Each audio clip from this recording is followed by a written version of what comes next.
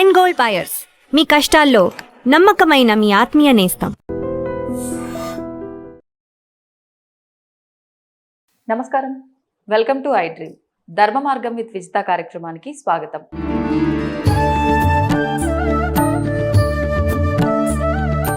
నమస్కారం అమ్మా. శ్రీ గురుభ్యో నమః. శ్రీ మాత్రే నమః. నమస్తే అమ్మా. శ్రీమాత్రే నమః. అయితే మా శ్రీ విద్యా ఉపాసకురాలు అని చెప్తున్నాను మీ ఇంట్రడక్షన్లో కూడా. మరి అసలు శ్రీ విద్య అంటే ఏంటో కూడా కొంతమందికి అయితే అవగాహన లేదనే చెప్పాలి. కొంతమందిలో అవగాహన ఉన్నప్పటికీ సోషల్ మీడియాలో కొంతమంది గెస్ట్ల ద్వారా వింటూ ఉంటారు, చేస్తూ ఉంటారు. కానీ కొంతమందిలో దాని గురించి ఇంకా క్లుప్తంగా వివరించండి, ఇంకా మాకు మంచి చక్కటి వివరణ కావాలి, మరి శ్రీ విద్య ఉపాసన అంటే అది మేము కూడా తీసుకోవచ్చా ఏంటి అనేది చాలా సందేహాలు ఉన్నాయి. ఒకసారి దాని గురించి పూర్తి వివరణ ఇవ్వండి. శ్రీ విద్య అంటేనే అమ్మవారి యొక్క ఉపాసన. సాక్షాత్తు లలిత పరాభట్టారికాదేవి, తర్వాత శివయ్య, కామేశ్వరుడి యొక్క ఇద్దరి యొక్క ఉపాసనని శ్రీ విద్య. అంటే శ్రీ విద్య అంటే ఏమిస్తుంది మనకు అంటే ఇహలోక సుఖము, పరలోక మోక్షము రెండిటిని ప్రసాదించేది శ్రీ విద్య. అంటే ఒక మానవుడికి ఏం కావాలో, దేనికోసం అయితే మళ్ళీ జన్మ తీసుకొని ప్రయత్నం చేస్తున్నామో డైరెక్ట్ ఒక రూట్, అది ఒక రూట్. ఓకే. శ్రీ విద్య అంటేనే బ్రహ్మాండ విద్య అంటారు శ్రీ విద్య. ఇట్టి బ్రహ్మాండ విద్యని ఎవరు చేయొచ్చు, అసలు ఎందుకు, ఎవరెవరు చేశారు శ్రీ విద్యని? శ్రీ విద్యని దేవతలే చేశారు. మనువు, లోపాముద్ర, అగస్త్య మహాముని, ఇంద్రుడు, విష్ణువు, శివుడు, వీళ్ళందరూ కూడా చేశారు శ్రీ విద్యని. దేవతలే చేశారు శ్రీ విద్యని. లోపాముద్రాదేవి కూడా శ్రీ విద్యని చేసింది. సాక్షాత్ అమ్మనే ఆవిడకి స్వయంగా మంత్రోపదేశం చేసింది శ్రీ విద్య యొక్క మంత్రం. అమ్మవారు దేవతలు చేసిన విద్య బ్రహ్మాండ విద్య శ్రీ విద్య. ఇప్పుడు మానవుల కంటే కోరికలు, మీరు అన్నట్టు ఇక్కడ మనం సుఖంగా ఉండాలి, తర్వాత జీవితం మనం చాలించిన తర్వాత అక్కడ మోక్షాన్ని పొందాలి. అసలు దేవతలకు ఏం అవసరం, ఎందుకు చేశారు, పర్పస్ ఏంటి? అంటే వీళ్ళు చేసి దేవతలయ్యారు. ఇప్పుడు లోపాముద్రాదేవి అంటాం మనం, అగస్త్య మహాముని అంటాం. అగస్త్య మహాముని అంటే చాలా మునులలోకెల్లా శ్రేష్టమైన ముని అగస్త్య మహాముని అనేసి మనకు తెలుసు. లోపాముద్రాదేవి గురించి కూడా ఆమె ప్రత్యేకత కూడా మనకు తెలుసు. వీళ్ళు అమ్మవారిని పట్టుకొని, ఆవిడ పాదాలను పట్టుకొని, ఆవిడ గురించి సాధన చేసి వాళ్ళు ఆ స్థాయి పొందారు. ఇప్పుడు మానవులు ఎందుకు చేయాలి? వాళ్ళంత స్థాయి మనం పొందుతామో పొందలేమో తెలీదు, కానీ ఒక్కసారి మనం అమ్మవారి పాదాలను పట్టుకున్న తర్వాత ఆవిడే మనల్ని ముందుకు తీసుకెళ్తుంది. ఫస్ట్ ఇది మనం ఎలా పట్టుకోవాలి ఆవిడ పాదాలను అంటే పూర్తిగా శరణాగతి. నేను నీ పాదాలకి సరెండర్ అయిపోతున్నాను, ఇంకా మీదట ఏం జరిగినా నీదే భారం తల్లి అని శరణాగతితో ఉండాలి. అలా ఉండగలరా? First point. నన్ను చాలా మంది ఏమడుగుతున్నారు అంటే శ్రీ విద్య అంటే ఒక కోర్సా అని అడుగుతున్నారు. ఇది కోర్స్ కాదు. నాకు వచ్చిన కాల్స్ అవే. అంటే శ్రీ విద్య అంటే కోర్సా, మీరు ఆన్లైన్ క్లాసెస్ నేర్పిస్తారా, ఆన్లైన్ లో చెప్తారా అని చెప్తున్నారు. ఇది కోర్స్ కాదు. దీంట్లో స్టేజెస్ ఉంటాయి, మంత్రోపదేశం తీసుకునే స్టేజెస్ ఉంటాయి అన్నమాట. మనం ఫస్ట్ గణపతి, బాల అమ్మవారు, తర్వాత అమ్మవారి మూల మంత్రము, తర్వాత షోడశి, తర్వాత రాజమాతాంగి, వారాహి, ఇలా కొన్ని స్టేజెస్ ఉంటాయి. దీంట్లో ముందుగా మనం శ్రీ విద్యలోకి అడుగు పెట్టాలి అని అంటే మనల్ని మనం పూర్తిగా చెక్ చేసుకోవాలి. మనం ఏంటి, మన పరిస్థితి ఏంటి అని. అసలు అందరూ శ్రీ విద్యలోకి అడుగు పెట్టలేరు. రాదంటారా? అమ్మవారు పిక్ చేసుకుంటుంది అమ్మ. అంటే మనం అంటాం కదా, అమ్మవారు వీళ్ళని ఇలా నిర్దేశించబడింది అని కొంతమందిని చూస్తే అనిపిస్తుంది. అట్లా అమ్మవారు పిక్ చేసుకోవాలి. ఆ విద్య మనం చేయాలంటే పూర్వజన్మ సుకృతం అనేది ఉంటుంది చూడు, అది చాలా ఉండి పూర్వజన్మలో కూడా చేసి ఒకవేళ మనం విడిచిపెట్టి ఉంటే స్టార్టింగ్ లోనో, లేకపోతే పూర్వజన్మలో అమ్మవారి పాదాలను నార్మల్ గా పట్టుకొని ఈ జన్మలో మళ్ళీ మనకు జన్మ వచ్చి ఉంటే దాంట్లోకి వెళ్ళగలం తప్ప సామాన్యంగా శ్రీ విద్యలోకి అందరూ అడుగు పెట్టలేరు. ఇప్పుడు నిజంగా అట్లా అమ్మవారు పిక్ చేసుకొని ఉంటే మనకు నార్మల్ గా అర్థం అవుతుందా? అంటే సిచ్యువేషన్స్ ఏమైనా క్రియేట్ అవుతాయా? అలా ఆలోచన మనకు వస్తుందా? ఎలా తెలుస్తుంది అంటారు? అంటే యాదేవి సర్వభూతేషు బుద్ధి రూపేణ సంస్థిత అంటాం. మనం ఏది జరిగినా మన ఆలోచన అమ్మవారి యొక్క సంకల్పమే. అది ఎప్పుడైతుంది, అది ఎప్పుడు జరుగుతుంది చెప్పు? ఎప్పుడైతే మనం అమ్మవారికి సరెండర్ అవుతామో అవుతుంది. వాస్తవం. మనం ఆ అమ్మవారికి సరెండర్ కాకోకున్నట్టు భౌతికంగా మనం ఉన్నాము అంటే ఆ బుద్ధి రూపేణ ఆమె ఎలా వస్తుంది? అంటే మనమే ఆలోచన క్రియేట్ చేసుకోవాలి ఫస్ట్. ఇప్పుడు ఫస్ట్ మనం ఎలా ఉండాలి అని అంటే ఒక ధర్మమైన మార్గము, ఒక న్యాయమైన మార్గము, అంటే మనం ఎవరిని ఇబ్బంది పెట్టుకోకుండా మన వరకు మనము, మన వల్ల ఒకరు ఇబ్బంది పడకూడదు అనే దాంతో ఆ ధోరణిలో మనం ఉండి మనం ఎప్పుడైతే భగవంతుని పాదాలను పట్టుకొని ముందుకెళ్తామో ఆటోమేటిక్ గా భగవంతుడే మనకు ఆలోచన ఇస్తాడు. ఏదైనా అమ్మవారి ఆ బుద్ధి రూపంలో ఉండేది ఆమెనే. మనం కోరుకుంటాం కూడా, అమ్మా నా బుద్ధి రూపంలో నువ్వు ఉండు అని. లేకపోతే కలిపురుషుడు వచ్చి ఉండేస్తాడు. ఓహో. ఆ కలిపురుషుడు రాకోకున్నట్టు, మాయ అనేది రాకోకున్నట్టు బుద్ధి రూపేణ నువ్వు ఉండి మమ్మల్ని నడిపించు తల్లి అని కోరుకుంటాం. ఆ బుద్ధి రూపంలో ఆమె ఉన్నప్పుడు ఏమైపోతుంది, మనకి ఈ ఆలోచన అనేది కలుగుతుంది. ఇంకొకటి, శ్రీ విద్యలోకి రావాలి అనుకున్న వెంటనే ఎవరు రాలేరు, దానికి సరైన గురువు ఉండాలి. గురువు లేనిదే శ్రీ విద్యలోకి రావడానికి అసలు ఆస్కారమే లేదు. మనం ఏదో యూట్యూబ్ లో మంత్రాలు చెప్పారని శ్రీ విద్య మంత్రాలు ఇవి చేసుకోవచ్చు అవి చేసుకోవచ్చు అని చెప్పారు, అలా చేసుకోవడానికి అసలు లేదు. ఇప్పుడు ఆలోచన వచ్చింది, సరే మనం అలాంటి ధోరణిలోనే ముందుకెళ్తున్నాము, శ్రీ విద్య మనం తీసుకోవాలి అనిపించింది. అసలు మరి ఈ గురువు ఎవరు కరెక్ట్ గురువు అనేది ఎలా చూస్ చేసుకోవచ్చు? వాళ్ళు అమ్మవారు పంపిస్తుంది. అమ్మవారు పంపిస్తుంది. వాళ్ళకి చూడగానే ఒక నమ్మకం కలగడము, మనం ఈయనతో తీసుకుందాం ఈవిడితో తీసుకుందాం అని మనకు అనిపించడం, అమ్మవారు ఆటోమేటిక్ గా వాళ్ళని మన లైఫ్ లోకి పంపించేస్తుంది మనం శ్రీ విద్యలోకి అడుగు పెట్టాలంటే. బట్ ఇది కోర్స్ కాదు, ఇది కోర్స్ అనుకుంటున్నారు, కోర్స్ కాదు, ఇది సాధన. ఒక్కసారి మనం శ్రీ విద్యలోకి ఎంటర్ అయినాము అంటే స్టేజ్ బై స్టేజ్ పెరుగుతూ పోతుంది తప్ప సాధన. ఇదేదో 40 days కోర్స్ అనో 3 months కోర్స్ అను, తర్వాత ఈ శ్రీ విద్య కుండలిని కోర్స్ అని ఇప్పుడు స్టార్ట్ అయింది. అంటే కుండలిని మేము యాక్టివేట్ చేస్తాము అని. ఈ కోర్సులు ఏవి శ్రీ విద్యలో లేవు. ఇప్పుడు అన్ని మనం కల్పించుకొని చెప్తున్నవే. ఇది మంత్రానికి, సాధనకి, విద్యకి సంబంధించినది. అంటే సాక్షాత్తు మనం అమ్మవారి యొక్క తత్వాన్ని అర్థం చేసుకొని ముందుకెళ్ళి అమ్మవారి యొక్క స్వరూపము, అమ్మవారి యొక్క శక్తి, అమ్మవారి యొక్క మహిమ మనం చూసేది శ్రీ విద్య. అంటే అమ్మవారు మనల్ని ముందుకు నడిపిస్తూ పోతుంది. అలా నడిపిస్తూ పోవాలి అని అంటే ముందుగా మనము ఏది కూడా మన కొరకు అనేది ఉండకూడదు. శ్రీ విద్యలోకి ఒక్కసారి అడుగు పెట్టిన తర్వాత అడుగు పెట్టేకి ముందే మనం డిసైడ్ అవ్వాలి, మన కోసం మనం కాదు, పరుల కోసమే మనము. అంటే ఎలా అంటే ఏది కూడా స్వార్థం పూరితమైన ఆలోచనతో శ్రీ విద్యలోకి రాకూడదు. వచ్చినా ముందుకు పోలేం, ఇది కన్ఫర్మ్. అంటే ఏమన్నా ఎఫెక్ట్ అవుతుందంటే షూర్ గా ఎఫెక్ట్ అవుతుంది. అంటే ఇప్పుడు ఎఫెక్ట్ అవుతుందని నేను చెప్పడం వల్ల మీరు అమ్మవారి గురించి తప్పుగా చెప్తున్నారని మనకు మాట్లాడే వాళ్ళు ఉంటారు. కానీ ఒకటి, ఏదైనా అమ్మవారే లేదని చెప్పను, కానీ మన ఇంట్లో అమ్మనే మనం తప్పులు చేస్తే లాగి పెట్టి కొట్టినప్పుడు పెద్దమ్మ అందరికీ అమ్మ, విశ్వానికి అమ్మ లాగి పెట్టి కొట్టదా? ఎందుకు కొట్టదు? కొడుతుంది. తప్పు నువ్వు చేస్తున్నది తప్పు కాబట్టి కొడుతుంది. అక్కడ కరెక్షన్ చేసుకోవాలని చూడాలి కానీ అమ్మ తప్పు పట్టకూడదు. ఇప్పుడు మన ఇంట్లో మన అమ్మ కొట్టినా కూడా మనం తప్పు పడతామా? లేదు కదా. అలాంటిది మన ఇంట్లో మనం అమ్మని తప్పు పట్టాం కానీ పరదేవతను తప్పు పడతాం మనం. అసలు మన స్థాయి ఏంటి అని మనం ఫస్ట్ చెక్ చేసుకోవాలి. ఇప్పుడు ఎప్పుడైతే శ్రీ విద్యలోకి వచ్చామో మనం మన కొరకు కాకోకున్నట్టు అవతలి వాళ్ళ కొరకు మనం బతకాలి. అంటే మన కోరికలు కాకోకున్నట్టు అవతలి వాళ్ళ కోసం. ఇప్పుడు నీకు ఏదైనా మీ ఇంట్లో వాళ్ళకి సమస్య వచ్చింది, ఆ సమస్య కోసం నువ్వు సాధన చేయడము, పూజ చేయడము ఇలాంటివి ఉండాలి. నాకు ఈ కోరిక ఉంది, నా కోరిక తీరాలి. అసలు కోరికలు ఉండే వాళ్ళు ఆల్మోస్ట్ రారు శ్రీ విద్యలోకి. వచ్చినా వాళ్ళ సాధన అంతంత మాత్రమే ఉంటది. అంటే ఇప్పుడు మీకు డౌట్ వస్తుందమ్మా, మనము గృహస్థాశ్రమంలో ఉన్నాము, మనకి నీడ్స్ ఉంటాయి కదా అని. Once you step in Shri Vidya automatic గా అమ్మవారే చూసుకుంటుంది అన్ని. మన నీడ్స్ అన్ని అమ్మవారు ఫుల్ఫిల్ చేసేస్తుంది. మనం ప్రత్యేకించి ఆవిడ అడగాల్సిన అవసరం లేదు, రాదు.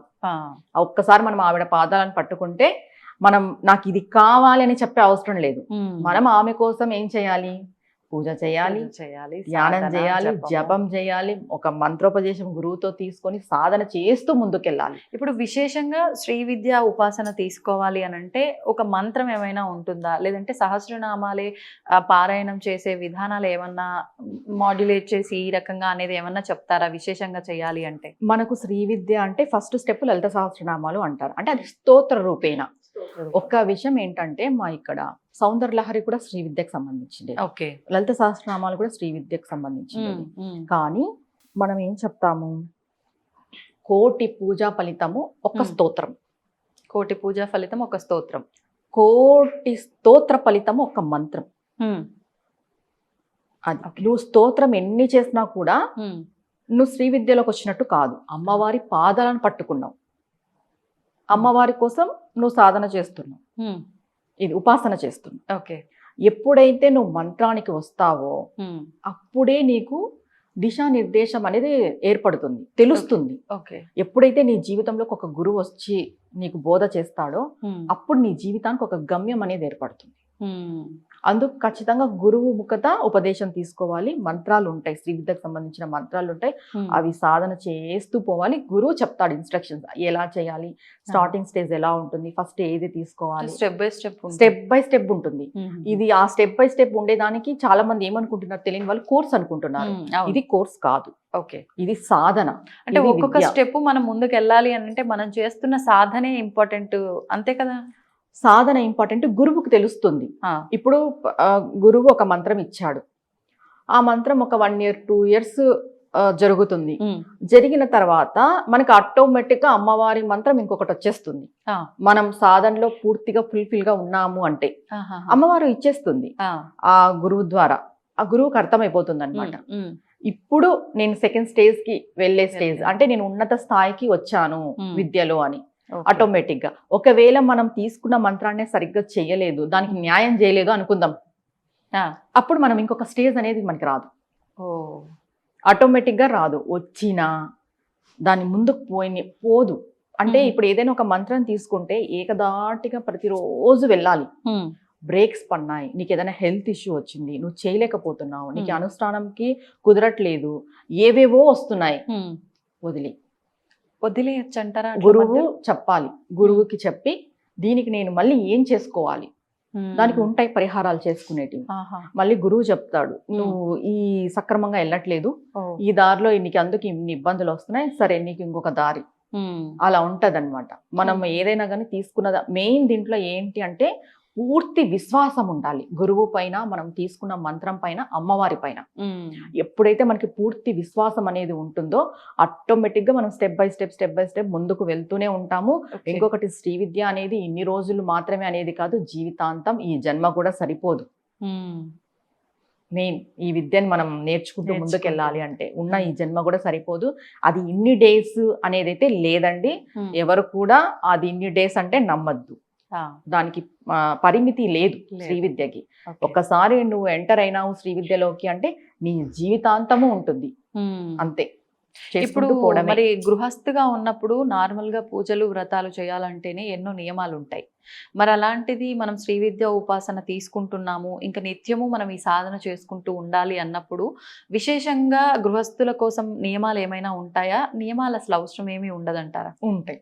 ఎటువంటి నియమాలు ఉంటాయి? ముందుగా మనం ఎవరికి చెడు చేయకూడదు. నార్మల్ గా నువ్వు శ్రీ విద్యలోకి రాకముందు నువ్వు ఎవరికైనా చెడు చేసి ఏదైనా చేస్తే అది నీకు ఒక 1% 2% వస్తుందేమో.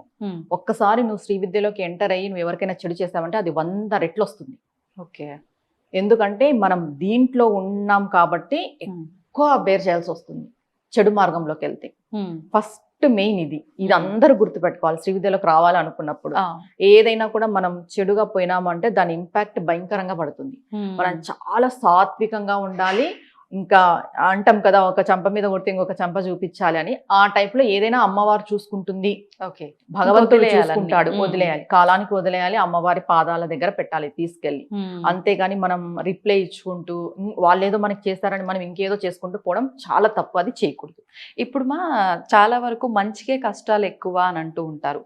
మనం చేస్తున్నది చాలా మంచి పని, నార్మల్ గా మనం నిత్య దీపారాధనలు పూజలు వ్రతాలు చేసేదానికన్నా ఇది ఇంకొక స్టెప్, మనం పైకి వెళ్ళటానికి వేసే అడుగు ఇది అనుకోవచ్చు. ఇలాంటప్పుడు ఇంకెక్కువగా పరీక్షలు వస్తూ ఉంటాయి అని అంటూ ఉంటారు చాలా వరకు. అలాంటివి ఎలాంటి పరీక్షలు వస్తాయి? మీ లైఫ్ లో ఆల్రెడీ ఇవన్నీ ఎక్స్పీరియన్స్ అయ్యి ఉంటాయి, ఏమైనా షేర్ చేసుకుంటారా? ఎలాంటివి వస్తాయి అని అంటే, ముందుగా మనకి మన చుట్టూ ఉన్న వాళ్ళ రియాలిటీ ఫేసెస్ అన్ని తెలిసిపోతాయి. మాస్క్లన్నీ బయటపడిపోతాయి ఫస్ట్. ఓకే, అంటే అప్పుడు మనకి ఏమైపోతుందంటే ఇన్ని రోజులు మనం వీళ్ళనా నమ్మింది, వీళ్ళతోనే మనం జర్నీ చేసిండేది. ఎప్పుడైతే మనం ఒక మంచి మార్గంలోకి వస్తామో ఎందుకు అప్పుడు వాళ్ళ ఫేసెస్ తెలుస్తాయంటే మనకు అమ్మవారు చూపిస్తుంది, నువ్వు ఎవరి దగ్గర ఉన్నావు, నువ్వు ఎవరు నమ్ముతున్నావు, నీ చుట్టుపక్కల ఎలాంటి వాళ్ళు ఉన్నారో నువ్వు చూడు, నువ్వు చూసుకో, అది ఖచ్చితంగా తెలుస్తుంది ఫస్ట్ ఇది. దాని తర్వాత ఏమైపోతుందంటే మన కర్మ బలహీనంగా ఉన్నప్పుడు ఇంట్లో వాళ్ళకి ఎవరికైనా హెల్త్ ఇష్యూస్ రావడము, లేదా మనకే హెల్త్ ఇష్యూస్ రావడము, ఫైనాన్షియల్ గా ఇబ్బందులు కలగడము, అది ఎందుకు? ఫస్ట్ మన కర్మ బలహీనంగా ఉంటుంది. ఓకే. తర్వాత పరీక్ష ఏంటి అంటే ఇది కలిపురుషుడు మనకు అడ్డు వేస్తుంటాడు అనమాట. మాయ అనేది ఏం చేస్తుంది అని అంటే మనం అమ్మవారి పాదాలను పట్టుకోకున్నట్టు ఎంతసేపు అది అదే ప్రయత్నమే చేస్తూ ఉంటది. వెళ్ళకూడదు, అటు వెళ్ళకూడదు. ఎంతసేపు మనం ఈ రోజు ఎంత సాధన చేసి ఎంత ఇది చేసినా రేపు ఉదయం లేచినప్పుడు ఒక వల అనేది పడుతూ ఉంటుంది అనమాట మన పైన, మాయ అనే వల. దాన్ని ఎప్పటికప్పుడు మనము తప్పించుకుంటూ ఇది మాయ, ఇది కాదు నిజం, ఇది మాయ, ఇది కాదు నిజం అనే దాంట్లో మనం ముందుకు వెళ్తూ ఉండాలి. ఆటోమేటిక్ గా మనకి అమ్మవారు ఆ అవగాహన ఇస్తుంది, ఇవ్వదని ఏం కాదు. కానీ మన పూర్వజన్మ కర్మ అనేది కూడా ఒకటి ఉంటుంది కదా, దానికి ఏమైపోతుంది అంటే ఎక్కువ ఈ మాయలో పడడానికి ఛాన్సెస్ ఉంటాయి. మన ఫోకస్ కరెక్ట్ గా ఎటు వెళ్లకుండా చూసుకునే బాధ్యత మనం తీసుకోవాలి. ప్లస్ అమ్మవారు కూడా సహాయం చేస్తుంది. ఎప్పుడు సహాయం చేస్తుంది అంటే నా చేతిలో ఏం లేదు, నేను హ్యాండ్స్ అప్, నేను చేతులు ఎత్తేసాను, అంతా నువ్వు చూసుకోవాల్సిందే, మాయ ఇచ్చినా నువ్వు ఇవ్వాల్సిందే, అవగతం చేసినా నువ్వు అవగతం చేయాల్సిందే, ఏది చేసినా నువ్వు చేయాల్సిందే అన్నప్పుడు ఆవిడే మనల్ని ముందుండి నడిపిస్తుంది. ఖచ్చితంగా చేయి పట్టుకొని నడిపిస్తుంది. ఇది నా జీవితంలో జరిగిన ఎక్స్పీరియన్స్. నేను ఈ రోజు స్టెప్ బై స్టెప్ 8 ఏళ్లుగా ఇంత ముందుకు వచ్చినాను అంటే కేవలం శరణాగతి, ఆమె ముందుండి నన్ను నడిపించింది కాబట్టి నేను రాగలిగాను తప్ప వేరే ఏ ఇది లేదు. అంటే అవుతుంది మీరు శ్రీ విద్య తీసుకొని? లేదు, నేను సాధనలోకి వచ్చి శ్రీ విద్యలోకి వచ్చి 3 years అయిపోయింది. 3 years అయింది. ఓకే. అట్లా ఇంకొకటి ఆవిడ ఏం చేస్తుంది, మనకి సిచ్యువేషన్స్ పరిస్థితులు అనుకూలంగా లేకపోయినా కూడా అనుకూలించేలాగా చేస్తుంది. ఇప్పుడు చాలా మందికి పూజలు చేసుకోవాలి ఇవన్నీ ఉంటాయి, కానీ ఇంట్లో సిచ్యువేషన్ ఉండదు అలా. అవునవును, అందరికి సహకరించాలి పరిస్థితులు. మనకి ఒకటి గృహం రీత్యా పరిస్థితులు అనుకూలించాలి, మనుషుల రీత్యా పరిస్థితులు అనుకూలించాలి, తర్వాత మనం చేసుకునే పనులు కార్యాల రీత్యా పరిస్థితులు అనుకూలించాలి. ఇప్పుడు ఫర్ సపోజ్ జాబ్ చేసే వాళ్ళకి ఎలా చేసుకోగలరు? అవకాశం ఉండదు. వాళ్ళు జాబ్ చూసుకుంటారా, ఇది చూసుకుంటారా? ప్రతిదీ అనుకూలం ఆమె చేస్తుంది నమ్మకంతో మనం ఉంటే. ఓకే. ఇప్పుడు మనం మంత్రోపదేశం తీసుకున్న తర్వాత గృహస్థులు ఏం చేయాలి? నాన్ వెజ్ అయితే కంప్లీట్ గా మానేస్తే చాలా మంచిది. కంప్లీట్ గా మానేస్తే చాలా మంచిది. ఇప్పుడు మానేయని వాళ్ళు ఉంటారు, అలాంటి వాళ్ళకి ఏం చెప్తామంటే మేము మంత్రోపదేశం ఇచ్చిన తర్వాత 40 days కంప్లీట్ దీక్ష ఇచ్చేస్తాం నాన్ వెజ్ తినే వాళ్ళకి. అంటే ఆ 40 days మీరు తినకుండా మీరు ఖచ్చితంగా 40 days దీక్ష చేయాలి. తర్వాత నిత్యం ఏం చేస్తారు? జపం చేసుకోవాలి. ఉదయాన్నే పూజ అయిపోవాలి, 6-7 కంతా పూజ అయిపోవాలి, జపం చేసుకోవాలి. తర్వాత ఇంకా వాళ్ళ ఇది. కానీ మానేస్తే చాలా మంచిది. ఇంకొకవేళ మానేయలేము అనే వాళ్ళు కూడా మా దగ్గర వస్తుంటారు కదా, ఇంకా 40 days దీక్ష ఇస్తాం. కొన్ని రోజులు ఈ సాధన వల్ల అమ్మవారు ఆటోమేటిక్ గా వాళ్ళని మాన్పించేటట్టు చేస్తుంది ష్యూర్ గా చేస్తుంది. అంటే ఆటోమేటిక్ ఒక్కటేసారిగా అన్ని అర్థం కావు, రాను రాను రాను రాను రాను రాను అర్థమైపోతాయి. శ్రీ విద్య అంటే ఇది ఒక బ్రహ్మాండ ఎంతో ఉంది, తెలుసు, చాలా లోతు. అంటే దీంట్లో మనం అంటే దేవతకు సంబంధించి మంత్రాలకు సంబంధించి వాటి గురించి ఏం చెప్పకూడదు బయటకి. అది ఉపదేశం తీసుకొని గురువు శిష్యుల మధ్యలో ఉంటది. అది కొన్ని చాలా సీక్రెట్స్ ఉంటాయి దీంట్లో. అసలు ఏంటి అది మనం దాంట్లోకి వెళ్తేనే తెలుస్తుంది. ఇప్పుడు ఒకవేళ మీరు అన్నట్టు ఇప్పుడు అర్హతలు ఉండాలన్నారు, మీరు 8 సంవత్సరాల సాధనలో 5 సంవత్సరాల సాధన అయిపోయిన తర్వాత ఇప్పుడు శ్రీ విద్య తీసుకోగలిగారు అంటే ఖచ్చితంగా సాధన ఇంపార్టెంట్ అనేది ఇక్కడ అర్థం అవుతుంది. బ్యాకప్ ఉండాలి, స్టోర్ చేసి పెట్టుకోవాలి, అందరూ ఇది దృష్టిలో పెట్టుకోవాలి. తర్వాత ఇప్పుడు సరే మేము ఆల్రెడీ సాధన చేస్తున్నాము, మాకు అమ్మవారు కూడా మాకు ఉన్నారు మా సైడు, మాకు ఇలా తెలుస్తుంది, ఇంకా మాకు దీక్ష ఇవ్వండి అమ్మా, లేకపోతే శ్రీ విద్య ఉపాసనకి అన్నట్లుగా అంటే డైరెక్ట్ గా మీ దగ్గరికి రావాలా? లేదు అంటే ఫోన్లలో కూడా చాలా మంది ఫోన్లలో కూడా మంత్ర ఉపదేశం చేస్తున్నారు, అలా కూడా చేయొచ్చు అంటారా? నేను ఆన్లైన్ లో ఇవ్వనమ్మా, నేను ఎవరికైనా చెప్తాను డైరెక్ట్ గా రావాల్సిందే, నేను ఉన్న చోటకి రండి, మంత్రం తీసుకోండి. అంటే పంచేదంటారమ్మా ఫోన్ అసలు ఇవ్వకూడదు మా ఆన్లైన్ లో నువ్వు గురువుని దర్శించుకోకున్నట్టు, గురువు పాదాలకి మొక్కుకోకున్నట్టు, ఆయనని నువ్వు శరణ్ వేరుకోకున్నట్టు నువ్వు తీసుకునే ఆప్షనే లేదు. తీసుకున్నా నీకు అది పనిచేయదు. ఆన్లైన్లలో మంత్రాలు నేనైతే ఇవ్వను. లేట్ అయినా కానీ మీరు ఇంకా నేను ఒకటే చెప్తాను, వెయిట్ చేయండి, కుదిరినప్పుడే రండి, అంతే. లేట్ అయినా పర్వాలేదు, నేను ఇది ఎవరికైనా ఇదే చెప్తా, ఆన్లైన్ లో నేను మంత్రాలు ఇవ్వను. ఇంకొకటి ఏంటంటే ఇప్పుడు కొంతమందికి ఏజ్ అయిపోయి ఉంటుంది, ఒక 40-50 అయి ఉంటుంది, వాళ్ళు స్టెప్ బై స్టెప్ రావాలంటే రాలేరు కదా. కరెక్ట్. వాళ్ళకి ఏం చేస్తాము, డైరెక్ట్ గా మూలమంత్రం ఇస్తాం. ఎందుకంటే వాళ్ళ జీవితంలో చాలా చూసేసి ఉంటారు ఆల్రెడీ. ఇప్పుడు మంత్రానికి మూల మంత్రానికి డిఫరెన్స్ ఏంటి అంటే మంత్రం అనేది ఇప్పుడు ఫస్ట్ గణపతి వచ్చేసి మనకి గేట్, శ్రీ విద్య గేట్. Okay okay. తర్వాత బాలమ్మ వచ్చేసి ఎంట్రీ, మూల మంత్రం వచ్చేసి బేస్. దానిపైన ఇంకా ఉన్నాయి. కానీ అట్లా అర్హతలు ఉండాలి అన్నారు కదా, వయస్సును బట్టి మీరు డైరెక్ట్ గా మూల మంత్రం అనేది ఎలా కన్సిడర్ చేస్తారు? ఎలా కన్సిడర్ చేస్తామంటే ఆల్రెడీ వాళ్ళు భక్తి మార్గంలో ఉంటారు. 40 years 50 years లో ఒక 25 years వాళ్ళు భక్తి మార్గంలోనే ఉంటారు. నిత్య పూజలు చేస్తూ, వ్రతాలు చేస్తూ, అమ్మవారు నమ్ముకొని స్తోత్ర పారాయణాలు అన్ని చేస్తూ కూడా ఉండే వాళ్ళు ఉంటారు. అలాంటి వాళ్ళకి ఏం చేస్తాము అని అంటే డైరెక్ట్ గా మూల మంత్రం ఇస్తాం. ఎందుకంటే వాళ్ళు స్టెప్ బై స్టెప్ రావాలి అని అంటే ఎన్ని ఇయర్స్ అవుతుంది? అవును, చాలా ఇయర్స్ అవుతుంది. అలా అక్కడే టైం వేస్ట్ అయిపోతుంది కదా. ఇప్పుడు 50 అయిన తర్వాత చాలా ఇబ్బంది. 60K లైఫ్ టైం అని మనం అందరం అనుకుంటున్నాం. అలాంటప్పుడు లేదమ్మా మీరు స్టార్టింగ్ నుండి రావాలి అంటే కుదరదు కదా. అలాంటి వాళ్ళకి మూలమంత్రం ఇచ్చే అవకాశం ఉంది. అది కూడా వాళ్ళ జాతక రీత్యా చూసి మనం ఇస్తాం అన్నమాట మంత్రోపదేశం. అంటే జాతకం కూడా చూడాలి మంత్రోపదేశం చేయాలి అంటే. ఎందుకు చూడాలి అంటే ఫర్ సపోజ్ మన కర్మ పూర్తిగా బాగలేదు అనుకుందాం. ఆ టైంలో మనం మంత్రోపదేశం తీసుకుంటే ఈ మంత్రం అనేది ఏం చేస్తుంది అంటే ఎప్పుడో రానున్న కర్మను కూడా ముందే తెచ్చేస్తుంది. ఓకే, అది జరగాలి. బ్యాడ్ రెండునా? ఫస్ట్ బ్యాడే. ఎందుకంటే ఎప్పుడైతే నీకు బ్యాడ్ తొలగిపోతేనే కదా గుడ్ జరగడానికి అవకాశం వచ్చేది. అందుకు ఈ బలహీనమైన కర్మనంతా ముందే తెచ్చిపెడుతుంది. ఆల్రెడీ నీ కర్మ బలహీనంగా ఉంది, దానికి తోడు ఇంకా రానున్న కర్మ బలహీనంతా తెచ్చిపెట్టినప్పుడు ఎలా భరించగలడు ఒక వ్యక్తి? కరెక్ట్, సాధారణ వ్యక్తి. ఆల్రెడీ గ్రహస్థితి బాగలేదు పూర్తిగా, నువ్వు ఆల్రెడీ చాలా ఇబ్బందుల్లో ఉన్నావు, అది మనకి మైనస్ అవుతుంది. ఇంకొకటి ఏంటంటే జాతకరీత్యా గురువు బలంగా ఉన్నప్పుడు మనం ఏదైనా మంత్రోపదేశం తీసుకున్నప్పుడు అసలు ఏకదాటిగా సాగిపోతుంది సాధన. తెలిసిపోతుంది ఏకదాటిగా సాధన అనేది సాగిపోతుంది. మనకి ఏమైనా చిన్న చిన్న దోషాలు ఉంటాయి కదా, వాటికి మనం పరిహారాలు కూడా చేసి మంత్రోపదేశం చేస్తాం. అప్పుడు సాధన సాగుతుంది. పూర్తిగా కర్మ బాగలేదు అన్నప్పుడు సాధన సాగదు. ఫస్ట్ ఇది. దాని తర్వాత ఏమైపోతుందంటే ఇంకా కర్మ ఎక్కువ చేసుకొని అనుభవించే పరిస్థితి వస్తుంది. అంత శక్తి లేనప్పుడు చాలా ఇబ్బందికరమైన వాతావరణం అయిపోతుంది. అప్పుడు ఏమైపోతుందంటే మేము ఈ మంత్రం తీసుకున్నందుకు ఇలా ఉంది అనేది వస్తుంది.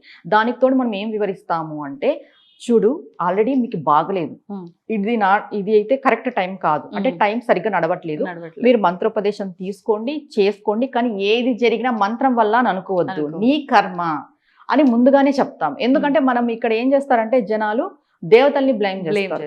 వాస్తవం జరుగుతున్నది అదే.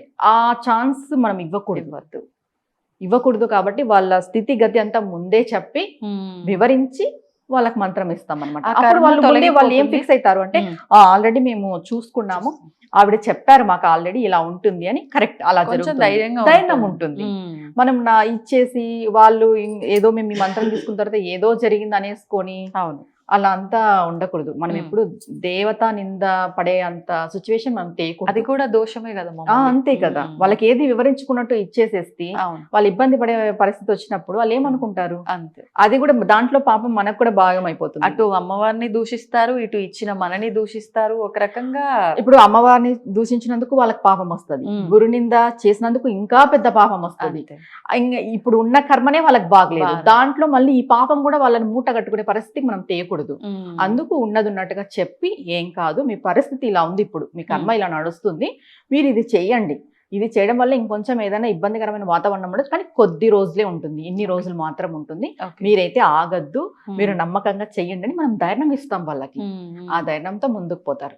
ఇప్పుడు శ్రీ విద్యా ఉపాసనకు సంబంధించిన మంత్రం తీసుకున్న వారు కుటుంబంలో గృహస్థుగా ఉన్నప్పుడు వారు ఒక్కరే ఈ నియమాలన్నీ పాటించాలా, కుటుంబ సభ్యులంతా కూడా పాటించాలంట? వారొక్కరే పాటించాలి.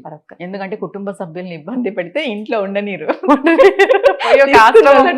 నువ్వు పోమ్మా, నువ్వు ఏదైనా చెట్టు, ఆశ్రమము, దేవాలయం చూసుకో, నీకు ఇల్లు కరెక్ట్ కాదు అనేసి. అంటే ఎవరిని ఇబ్బంది పెట్టకూడదండి మనం. అంతే, తీసుకున్న వాళ్ళు ఫుల్ఫిల్ గా పాటిస్తే చాలు. అంతే, ఇంటిల్లి పాటించాలంటే ఖచ్చితంగా ఇంట్లో అయితే ఉండనేరు, బయటికి పంపించేస్తారు. అంతే. ఇప్పుడు శ్రీ విద్య అనగానే శ్రీచక్ర ఆరాధన అని అంటూ ఉంటారు చాలా వరకు. మరి శ్రీచక్ర ఆరాధన నిత్యము చెయ్యాలా? ఇంట్లో శ్రీచక్రం కూడా ఉండాలా ఈ ఉపాసన తీసుకున్న వాళ్ళకి? లేదు అంటే నార్మల్ గా జపమాలతో జపం చేసుకోవటము అలానే ఉంటుందంటారా? శ్రీ విద్య అంటేనే శ్రీచక్ర ఆరాధన. స్టేజ్ బై స్టేజ్ అని చెప్పాను కదా. బాల అమ్మ సాధనకు వచ్చినప్పుడు శ్రీ చక్రం ఖచ్చితంగా ఉండాలి. శ్రీ యంత్రం అది భూప్రస్థానమైనా పర్వాలేదు, సుమేరు అయినా పర్వాలేదు, ఏదైనా పర్వాలేదు, ఖచ్చితంగా శ్రీ యంత్రం ఖచ్చితంగా ఇంట్లో ఉండాలి. ఓకే. ఇంట్లో ఉండి మనం శ్రీ యంత్రానికి మనం చేసిన పూజని అంతటిని కూడా సమర్పిస్తాం అనమాట.